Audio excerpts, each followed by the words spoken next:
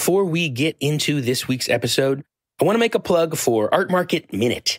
This is ArtNet News' new micro-podcast hosted by Margaret Kerrigan, who's the site's news editor Europe. It offers a weekly snapshot of essential art market news expertly compiled by the ArtNet Pro editorial team. What is going on in the art market and where is it headed? The answers are in the pages of the Fall 2021 ArtNet Intelligence Report, edited by me, ArtNet News Executive Editor Julia Halperin.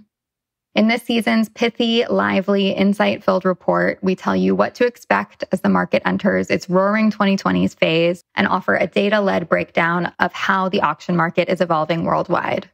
You'll find a quartet of profiles of collectors who embody the future of the discipline, including the first in-depth look at the collecting habits of Korean pop star T.O.P.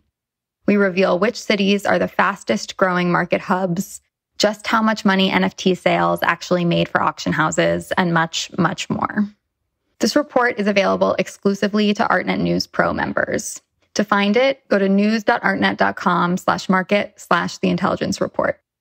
If you aren't already a member, you can subscribe at news.artnet.com/subscribe. We spent a lot of time making sure this report was worth your time, and we hope you love it. The gallery is 5 years old, I think, this year, and they're participating in Basel first time, and they sold out their booth on the first day. And I think, that's a reflection that it's not just, the paces and these mega galleries making these early sales. This was happening kind of at all levels. Hi, I'm Kate Brown, and this is The Art Angle, a podcast from ArtNet News, where the art world meets the real world, bringing each week's biggest story down to earth. An art industry ritual returned after an unprecedented hiatus. On Monday evening last week, art advisors, dealers, and collectors ceremoniously filed into the formidable fairgrounds of Switzerland's Art Basel. The premier art fair's 50th edition was actually set to take place across a balmy week in June 2020, but it slid back nearly a year and a half, its plans marred by a raging public health crisis, limitations on travel, and restrictions on events and gatherings. After so much uncertainty about the state of the art market, more than 270 dealers calculated the risks and ultimately decided to take a leap of faith, bringing the best of their rosters to the Rhine River. It seems like the gambit really paid off. By late afternoon on preview day, gallerists seemed to really exhale for the first time in months, or even a year. But was it business as usual? Yes and no. The event did run with incredible smoothness, with no issues, except for a few spats on Twitter over whether the absence of U.S. collectors was a boon for European deal-making or not. Restaurants were booked out across town for lavish dinners. But being on the guest list wasn't the only prerequisite.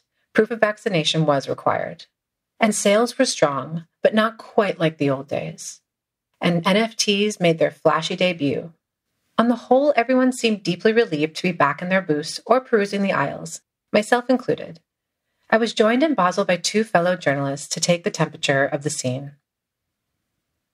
I am joined today in Basel, Switzerland, with Naomi Ray, European market editor, and senior market reporter Eileen Kinsella, who has joined us from New York in Europe. Hi, guys. Thanks for being on the pod. Thanks for having us. Yes, thanks, Kate. We're gathered together in a situation like no other, the first major art fair in over a year and a half. I'm going to start with you, Aileen, because you came quite a ways. How was getting here? How was getting to Basel? And how was getting yourself into the fair? There were some challenges, starting with filling out forms in New York that were very, very detailed down to what is your postal code in Switzerland, and it literally would not let you complete the form unless you enter this information, which how would I ever know the postal code of where I'm staying? So there was just a lot of red tape, a lot of things that I thought had already been certified because I filled out forms for Basel with the Swiss government, but I got to the airport and turned out that was not the case, that there was different certifications that were required. So that was one thing. Otherwise, the entry into the country was pretty seamless. It's obviously a little bit of a long journey, but there wasn't really a lot of questions on this end once I arrived here. I feel like everything was the lead up to getting on the plane and leaving the country. All of that was done in New York, in the US. But yeah, since being here, we can talk about the COVID tent, but getting here was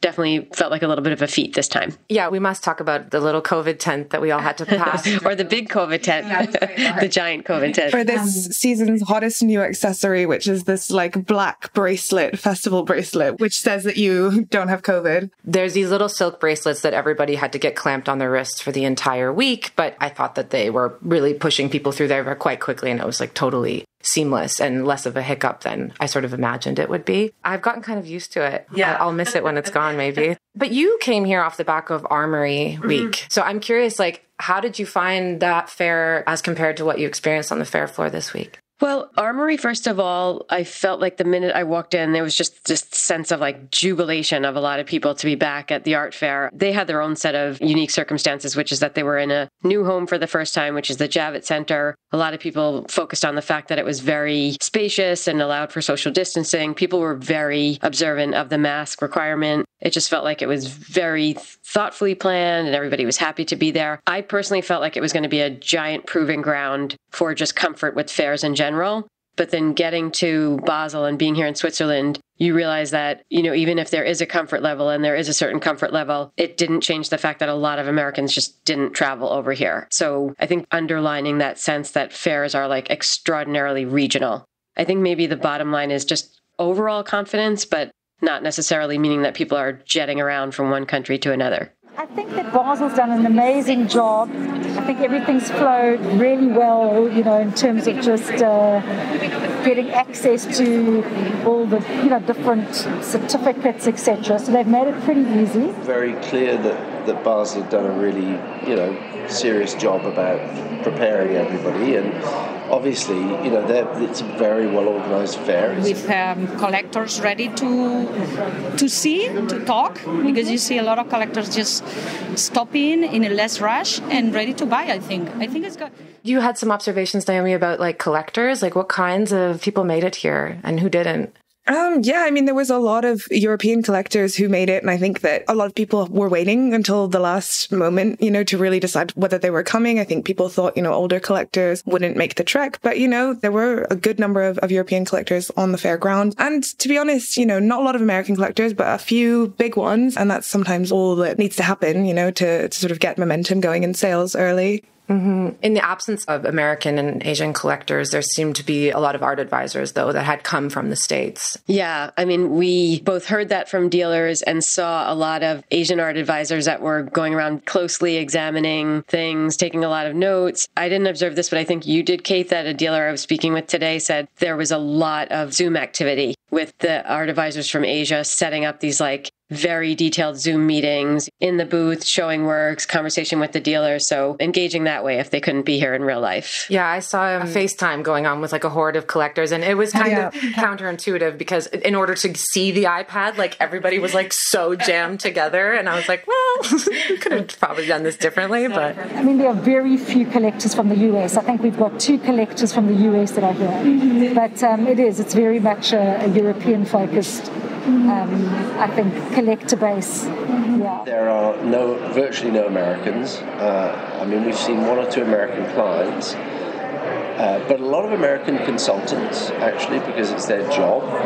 So those are pretty much the only Americans. We've seen no Asians at all, although they had set up this very sophisticated network of people going around the fair that were booking Zoom, trips around the fair for an hour and a half with their Asian clients. So we were able to connect with a number of our Asian clients through that who asked to see us, but physically not. I was on my way here because I'm based in Berlin. I was on the train on the Deutsche Bahn and talking to different people that I know from Germany. And you could almost like slice the air. Like it was tense. People were super nervous and then nobody knew what this fair was going to be like. And then, as you said, by the end of the day, it was quite like jubilant. Mm-hmm. It seemed like it went a lot better than people had expected. I think a lot of that also has to do with the anxiety that everybody had beforehand. It meant that there was a lot of like pre-grinding going in. Like people were trying to secure pre-sales and like really that paid off in these sort of early hours of the fair. All of these sales reports started coming in. And I think that really reflected the work that had gone in beforehand. They've been sending a lot of previews as well. Yeah, this is what there are a lot of work sold before. Extremely enthusiastic, a lot of sale, extremely happy, pre-sale on digital, but also physical when people discover it. We create a dialogue and, within the DNA of the gallery. Basel annually opens with Unlimited, which is in a sector that is full of these larger than life, so to speak, like works. And I think after seeing so many things online, no matter the quality of the online viewing room, there's nothing quite like stepping in front of like a huge painting. Exactly. Yeah, I would agree. So did you have a sense of some sales highlights from Unlimited or from the main fair? We did notice when we walked in that things seemed a little bit on the quiet side. So maybe it is a mixture of pre-sales and, not totally quiet, like it was a busy VIP day. But by the end of the first day, we were already starting to hear of some really significant sales, a couple that I can just share with you here. We had a couple of strong sales early on where Gladstone Galleries, Keith Haring painting, had an asking price of $5.2 million. Hauser & Wirth sold a Major Philip Guston for $6.5 million. And Tadeusz Ropak placed a Robert Rauschenberg that had been in the Unlimited sector, obviously a large work, for $4.5 million. Another gallery that we spoke to that had really robust sales on day one in the first 3 hours, Pace Gallery, said that it sold some 20 works and that there was a surprising number that actually went to American collectors. I don't remember if they specified they were physically there, although, yeah, they did say they saw some Americans. So they had mentioned a Jeff Koons Gazing Ball from 2021 for about $2 million, a sculpture by Barbara Hepworth for $1.2 million, drawings by Robert Longo, and Paul Kasman also did well with early charcoals by Lee Krasner.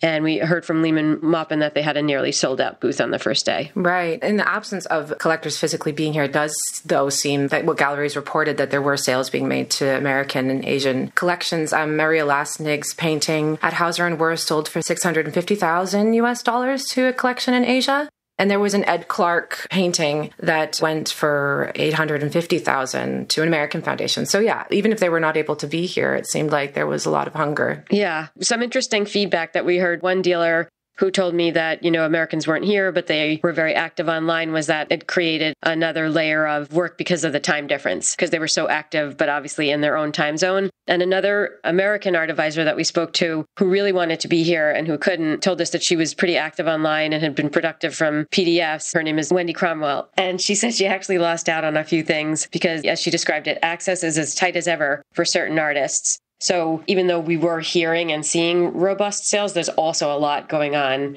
virtually based on the reports that we've been getting. Mm-hmm. Yeah, and there was also a couple ghost booths this year. Like there was, I think, 5 galleries that weren't able to attend. I believe that they were all from Asia. And one of them, Shang Art, did super well and closed several sales. So, I think that there was some interim measures that worked quite well. People are kind of like accustomed to that now.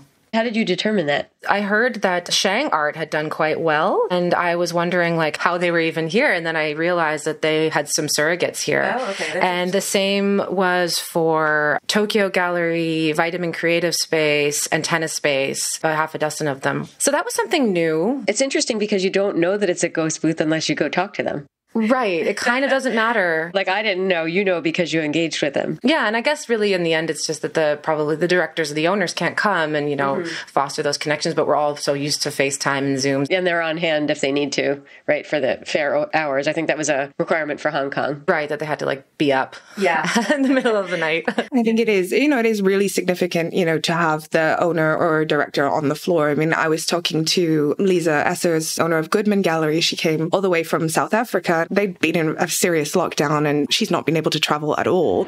Lisa's come from Joburg, where she's been on a serious lockdown for practically 18 months. Yeah. So to be here is almost a miracle.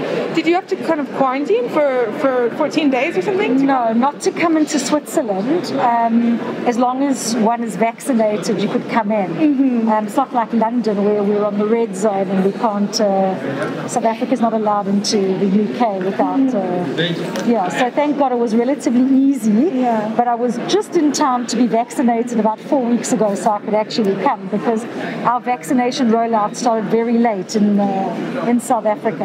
Yeah, and in terms of having a kind of market moment like this, South Africa, you've been kind of isolated from the rest of the European market. I mean, what's this kind of mean for you to be able to come and make it happen? It's so significant because we really have been very isolated for the last 18 months. I mean, I've literally been in Johannesburg and haven't left.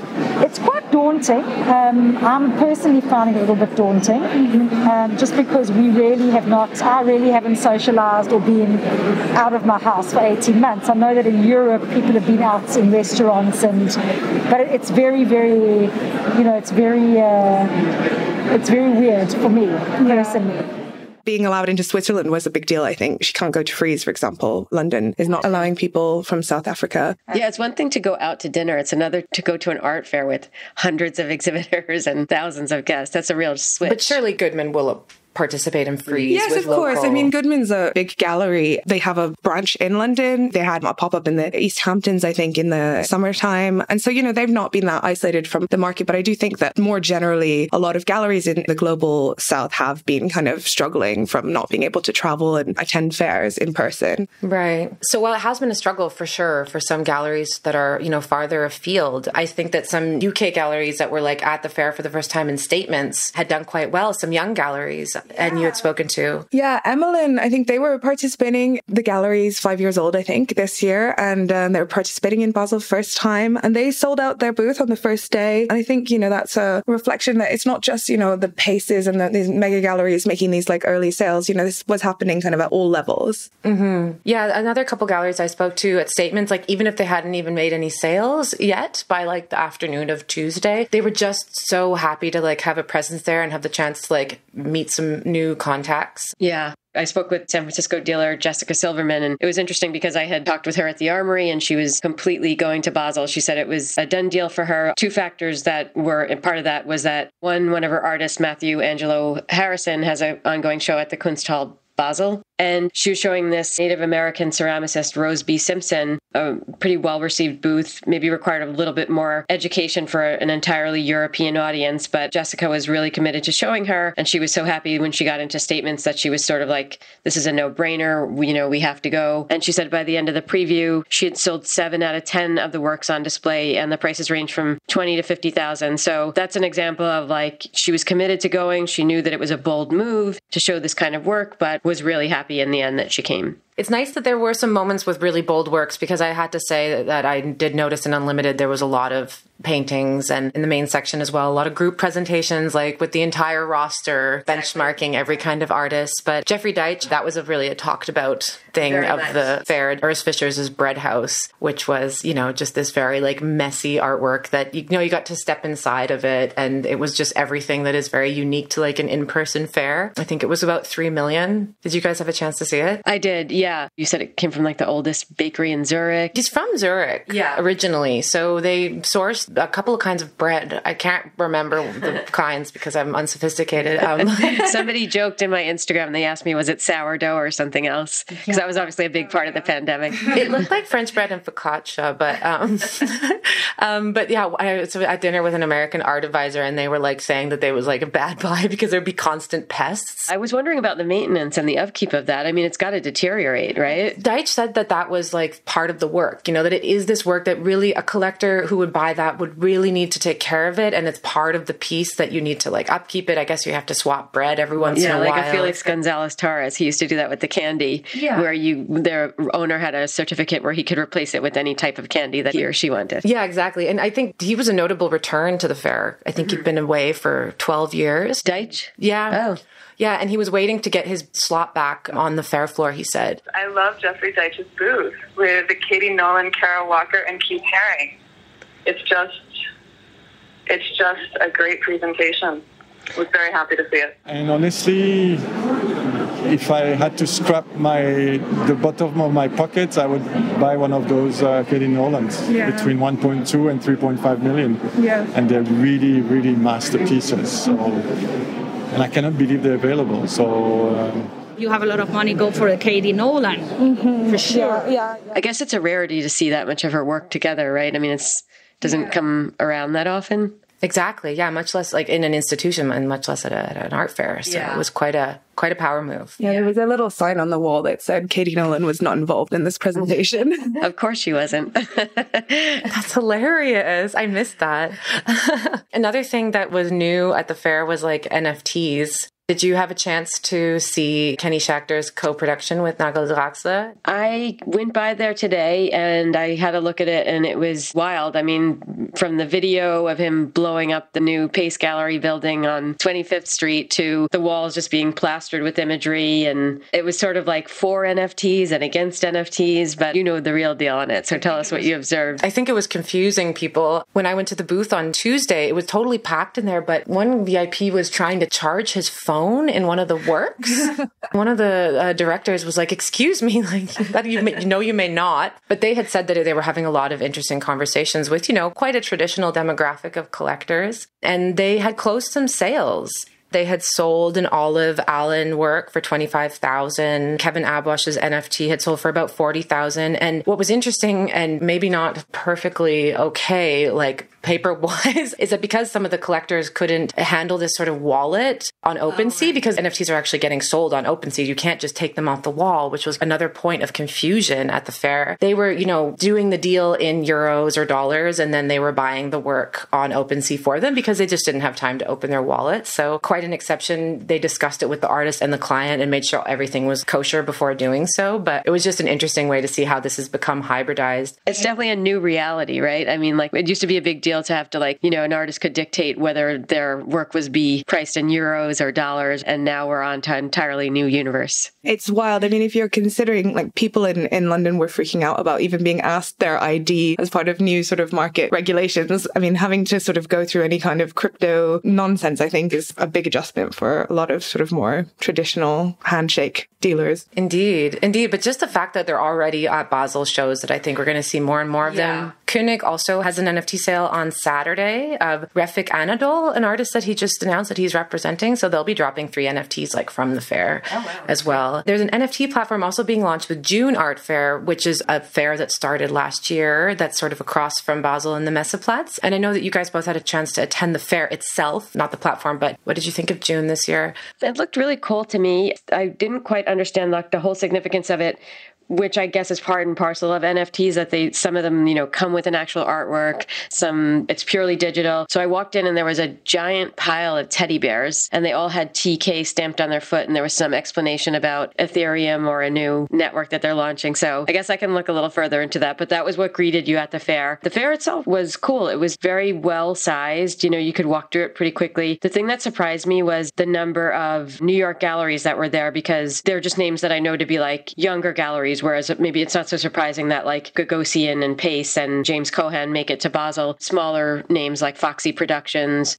Martos Gallery. I saw another one that had a great exhibition from Tbilisi, Georgia. Had some interesting paintings. Well curated, easy to get through. I thought it looked cool. It was a new name to me. I hadn't known about it before. Naomi, maybe you have some thoughts you want to share on it. No, I mean, I think that, you covered it. It was small, and it was, I think, in a really convenient location right across from Unlimited. And I think that they probably benefited from like the curious footfall. I have the sense that, with some exceptions, of course, that Lista and June like close out sales a little bit later in the week. Mm-hmm. It's a bit of a different kind of like sales flow. But on that note, Lista was also at Messeplatz for the first time ever. Lista being this fair for like young and emerging positions. They often call it like mini Basel because a lot of galleries like start there. And then they graduate after a couple of years and go to statements. So, Amalin, as Naomi had described, being one of those galleries. But you guys were at Lista today. I had a hard time finding it. It was like, it was at the Platz, but the Platz is like absolutely huge. Yeah. I did have to ask 2 security guards. I mean, it is in a hall building, but you have to walk a little bit down the Messeplatz and get to like the next block. It's now in its 25th year, and I spoke with the director, Joanna Kam. No, it's really the first time in the history of Lista that it's a different location, and this is due to the pandemic. You know that in October it was already pretty clear that 2021 will still be affected by the pandemic, and I called Mark Spiegler and was asking him if he would make an exception in these exceptional times and would allow us to go in one of the fair halls. And he was immediately super supportive and collaborative and was saying, yes, of course, and had to discuss it with the committee, but they all agreed, and so that's the reason why we are now here. Yeah, and it's a great space. I mean, the architecture, the whole circular layout, was it always sort of that format, or is this completely new? This is completely new because Lister was in a former brewery the last 24 years. So we had 5 floors with many different rooms and corridors. So there was an existing architecture, and we have put walls to cover other things and these all, but it was not like that you really had to build a complete fair architecture. Right. And of course this was a huge challenge then now to move into a fair hall, because this building, this Lister building was really so significant also for the whole identity of Lister. There were many terraces with bars, and the artists and the gallerists were hanging out together there. So it was really a spirit of community. When we knew we were now here in this hall, I decided to ask office, Kersten Gerst David from Van Severen. So this is a Belgian architecture office. Okay. A really great one, who has a close connection to art. And I asked them to transfer this spirit of community into an architecture which can work in the hall. And so, and I also asked them to build the whole architecture with our existing walls. Okay. And so they came up with this idea of the circle, which is a form which unifies all these galleries. And did you get the sense that the galleries that were there liked the setup? Yeah, a lot of them told me that they were happy to be there. Some of them were first-timers. Some of them were first-timers who were part of the postponed fair, who then just kept the artists they were planning to show. They all seemed to like it. And, I think we're kind of saying sales can be a little bit slower. Some of them did really well. It's interesting to hear that people were happy, because I had a bit of a sense of mixed reviews. Like, I had been to the brewery that held it before, and, it was very unusual for an art fair, because you get this crazy map, and there was, multiple stories and, trepid-looking stairwells that you'd have to kind of go around. And it really had this sense of discovery kind of, built into its very architecture. And I think, with this kind of oval or circular format that it had this year, where everything was so egalitarian, on the one hand, every dealer had the same kind of space, which was not the case at the brewery. You would get vastly different cuts of the pie. But on the other hand, a bit of the patina of what made Lister feel quite cool and exciting, and they had a great patio, was kind of not there. So I will be curious to see what they decide to do. And I'm sure they haven't made a decision. I think that Lister is very sensitive about talking to all their galleries, and they'll make a very considered call on that. But also this kind of Foucault circle is great as long as everyone's doing well. But, I had talked to a few dealers who were saying it's a little bit weird, because we're sitting on one side of the circle and we're looking, and Edward Montassou from Paris has completely sold out his booth, and everybody can watch the invoices being made, and they're kind of sitting there waiting to close their first sale or something. So very, very open, very transparent, maybe a little too open. So I think people on the outside of the ring were much more pleased to not have to bear witness to everybody else's contact lists. One of the galleries that you were talking to had done quite well on the outside of the ring. A gallery from Warsaw called Pictogram. They had this amazing work by Nils Alex Tabling. It was a very intricate installation. The gallery actually told me that Lister helped support them. Maybe it's friends of Lister, but they got support from the fair because it was obviously a very intricate, big undertaking. Yeah, there was a lot of really nice work at Lister. It was great to take a tour around there. You were saying that the pace of sales is a bit slower. I was there today, I think, and we're on, is it day 3? But this Italian collector, Francesco Torresano, and I remember I was speaking to him on Tuesday at Basel, and he was saying, I've just picked up quite a few works in Armory. I'm going to just be looking, not shopping. But then I saw him at Lister today, and he'd bought a work from the Vienna gallery, Vin, and he was, really excited. And I think he just kind of got caught up. Which is cool. I mean, that's what art fairs are about, right? It's supposed to be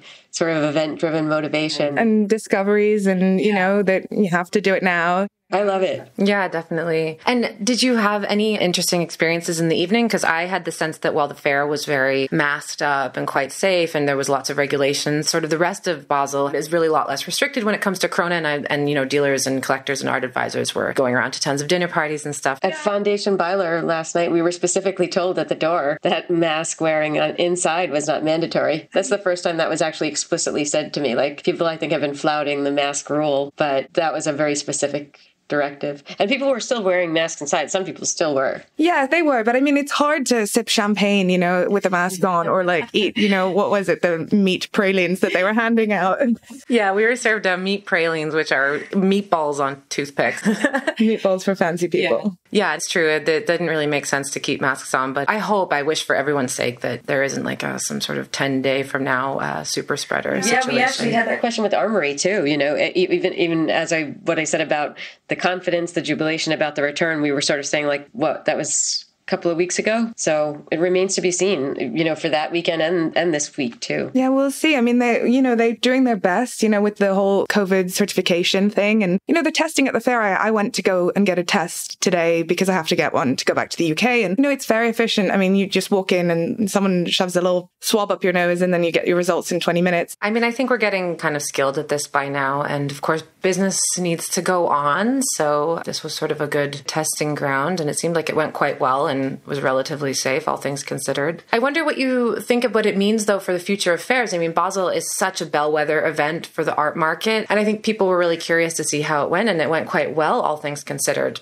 I think so. And I think that it is really persuading collectors who are there. They're being a bit more confident about wanting to go to actually Frieze and to Paris. We're on for like a very busy the next 3 or 4 weeks of art fairs and international travel again. And I think that people are kind of encouraged by the turnout. I think maybe some of the collectors who aren't here might be feeling a little bit of FOMO and decide to join in at Frieze. And then, for the dealers, I think that there's so much hanging on this event and its success. And I think encouraging signs, for the season ahead. Yeah. One thing that I think really stands out, and I do believe that dealers are telling the truth when they tell us this, is that it's very much right now a question of quality over quantity, because there is a slower pace and a lower audience, even among Europeans so far. A lot of them have agreed on that it allows for more looking, more conversation. I mean, I even felt that after we got past our own busyness on VIP day. When you walk into the fair, it's a little quieter, it's a little bit more low-key energy, but there's great stuff there, and you feel a little more relaxed with looking, where you don't have to like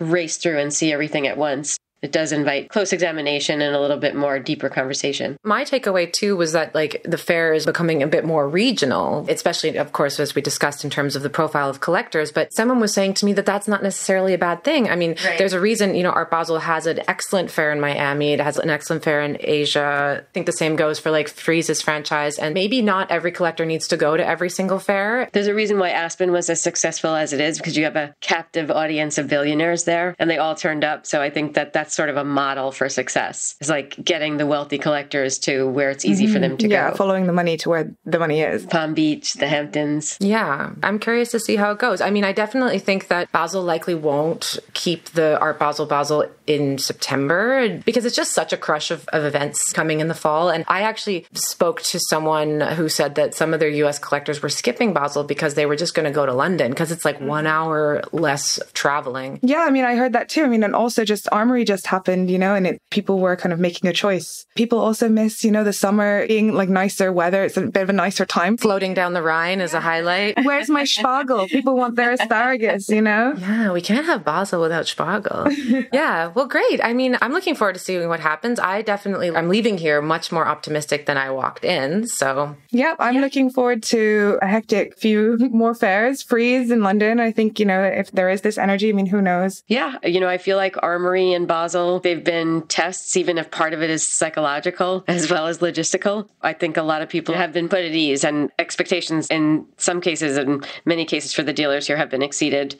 I think expectations were met, and also very pleasantly surprised that the environment of the fair is so warm, and that is really refreshing.